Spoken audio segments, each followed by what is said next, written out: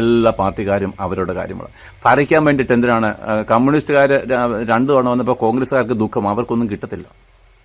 അത്രേ ഉള്ളൂ ഇവരുടെ കാര്യം. ഇവർ ഭരണത്തിൽ വന്നു കഴിഞ്ഞാൽ മാത്രമേ ഇവർക്ക് വല്ലതും കിട്ടത്തുള്ളൂ. അതെല്ലാവർക്കും അറിയാവുന്ന കാര്യം. അല്ലാതെ നമ്മളെ രക്ഷിക്കാനാണ്, നമ്മളെ സൗഖ്യപ്പെടുത്താനാണ് ഭരണം വരുന്നത്? ഒരിക്കലുമല്ല. മനുഷ്യരെ ഗുണം പഠിപ്പിക്കാൻ ഒരു ഭരണവും വിടില്ല. ആ കാഴ്ചപ്പാടുള്ള കാലങ്ങളെല്ലാം കഴിഞ്ഞുപോയി.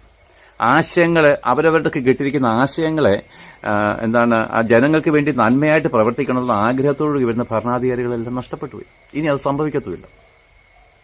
അതുകൊണ്ട് കേരളത്തിൽ വ്യാപരിക്കുന്ന ഈ വന്യമൃഗങ്ങളെ തിരിച്ച് വനത്തിലേക്ക് കൊണ്ടുപോകാനുള്ള ഉത്തരവാദിത്വം ഇവിടെ ഞങ്ങളുടെ വീടിൻ്റെ അതുവഴി 10, 20, 30, 40 പന്നിക്കൂട്ടങ്ങൾ ഇതുവഴി കടന്നു പോയിട്ടുണ്ട് ഒന്നിച്ച് പട്ടാപ്പകൽ.